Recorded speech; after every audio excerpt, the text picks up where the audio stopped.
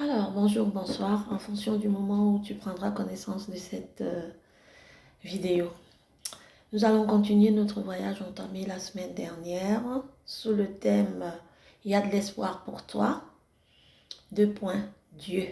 C'était la nouvelle naissance que vous pouvez retrouver. Vous pouvez retrouver cette vidéo en ligne sur YouTube sous le nom de Lydie Mati. Donc, c'est la suite logique de ce que nous avons commencé la semaine dernière. Après la nouvelle naissance, on commence la marche avec Dieu. Et qu'est-ce qu'il faut? Il faut connaître la parole. Il faut lire la parole de Dieu pour savoir ce que Dieu attend exactement de toi. Parce qu'il faudrait que tu saches quelle est sa volonté pour ta vie. Parce qu'il t'a envoyé en mission. Il faudrait que tu réussisses cette mission avant de retourner. Avant de repartir d'où tu viens. Donc, pour la connaître ta mission, il faut cultiver une intimité avec ton Dieu. Il faut passer du temps avec lui. C'est pour cela qu'aujourd'hui, je vais parler de l'amour. L'amour de Dieu. Dieu nous aime. C'est écrit dans sa parole. Il est amour. Il nous aime. Et il attend en retour de l'amour de notre part.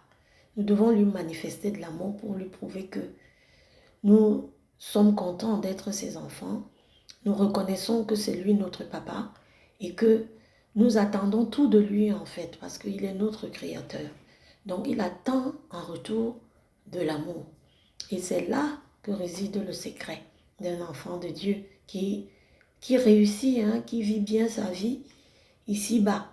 Pourquoi? Parce que beaucoup d'enfants de Dieu sont frustrés aujourd'hui. Ils n'ont pas de réponse à leurs prières. Les prières ne sont pas exaucées.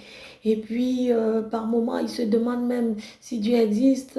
Ils changent d'assemblée. Ils vont par-ci, ils vont par-là parce qu'ils n'expérimentent pas l'amour de Dieu. Pourquoi? Est-ce que Dieu ne nous aime pas? Non, Dieu nous aime. Mais c'est nous qui quelquefois, c'est toi qui quelquefois ne l'aime pas. Ou alors, tu ne lui manifestes pas l'amour qu'il attend de ta part. Parce que sa parole déclare que si nous le cherchons de tout notre cœur, il se laissera trouver à nous. Donc, quand tu ne cultives pas cette intimité-là avec lui, tu vas passer à côté. Tu vas vivre une vie chrétienne vraiment pas très glorieuse, dans la frustration tout le temps. Le secret donc, c'est de passer du temps dans sa présence. C'est de communier avec lui en permanence chaque fois que c'est possible. Parce que c'est de cette manière, la vie, c'est un combat jusqu'à ce que, s'il tarde à venir, jusqu'à la mort. Donc, il faut passer du temps avec lui, il faut trouver des moments de choix avec lui. C'est dans ces moments-là qu'il te révèle des choses concernant ta vie. Quelquefois même concernant d'autres personnes pour qui tu peux prier, tu peux intercéder. Mais d'abord, toi, il te révèle des choses te concernant ta famille, ta petite famille. Donc, tu sais, c'est la boussole. C'est-à-dire qu'il t'oriente, il te dirige. Il te dit comment faire quand tu arrives à tel niveau ou à tel autre. Mais c'est dans cette intimité. Il y a quelqu'un qui a dit, dans ta présence, ton onction brise le joug. Donc, il y a tellement de jours, tellement de fardeaux, tellement de choses. Mais dans sa présence, beaucoup de choses s'en vont. Quel est le démon qui peut résister à la présence de Dieu? Or, c'est là le problème. En tant qu'enfant de Dieu, au lieu d'aller chercher par-ci, par-là, parce que beaucoup d'enfants de Dieu aujourd'hui, entre guillemets, quand ils ont des problèmes, quand ils n'ont pas d'exaucement à leur prière, ils se posent des questions. Au lieu de chercher Dieu de manière profonde, ils vont chez l'ennemi, chez les ennemis de Dieu, c'est-à-dire le diable et ses agents. Et à ce propos, nous allons lire deux versets. D'abord Deutéronome, chapitre 5, à partir du verset 8, 7 même. On va lire. Tu n'auras point d'autre Dieu devant ma face, tu ne te feras point d'image taillée, de représentation quelconque des choses qui sont en haut dans les cieux, qui sont en bas sur la terre et qui sont dans les eaux plus bas que la terre. Tu ne te prosterneras point devant elles et tu ne les serviras point, car moi, l'Éternel ton Dieu, je suis un Dieu jaloux. C'est ça qu'il faut retenir surtout ici. Je suis un Dieu jaloux qui punit l'iniquité des pères sur les enfants jusqu'à la 3e et à la 4e génération de ceux qui me haïssent, et qui fait miséricorde jusqu'en 1000 générations à ceux qui m'aiment et qui gardent mes commandements. Ça, c'est le premier passage. Il y a un deuxième.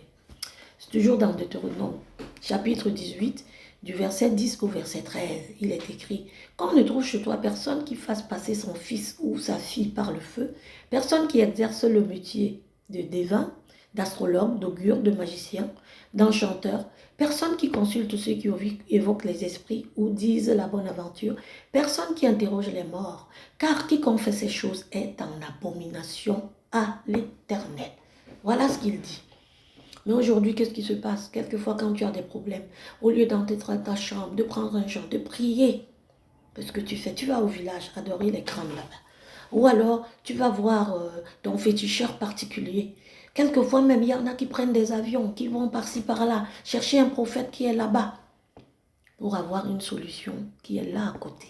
C'est-à-dire, aller chercher Dieu. Il dit, si tu me cherches de tout mon cœur, de tout ton cœur, je me laisserai trouver par toi. Cherche-le dans cette communion-là, dans cette relation intime que tu cultives. Tu gardes des moments de choix pour lui, pas seulement quand tu as des problèmes. C'est ce qu'il attend de toi. Et comme ça, il va te révéler des choses, il va apporter des solutions à tes problèmes, exaucer tes prières, que d'aller par-ci, par-là. Quand tu vas chez l'autre là, c'est la malédiction que tu vas chercher. Et elle va aller jusqu'à la 4e génération de ta descendance. Quelquefois, tu vas même là-bas, on te donne des choses que tu ramènes chez toi. Tu ne maîtrises pas ce qu'on t'a donné. Et ces choses-là font des réclamations. Quelquefois, c'est des décès dans ta famille, tu ne sais pas d'où ça vient. Donc Dieu te dit aujourd'hui, arrête. Ne va plus consulter par-ci, par-là, parce que Dieu fait miséricorde, hein, même à ceux qui ne sont pas du tout avec lui, qui disent même qu'il n'existe pas. Mais il ne veut pas que tu sois chez lui et que tu sois chez l'autre. Oui, il ne veut pas les gens tièdes. Sa parole dit, soit tu es chaud, soit tu es froid, mais tu es tiède, je te vomis. Donc Dieu te dit ce soir, arrête ce va-et-vient là. Arrête d'être d'un côté et de l'autre. Non, ça ne marche pas comme ça. C'est pour ça que tu n'as pas d'exaucement à certaines de tes prières et que tu peux être sous le coup de la malédiction. Donc voilà ce que le Seigneur avait à te dire. Cultive cette relation personnelle et tu verras, tu vivras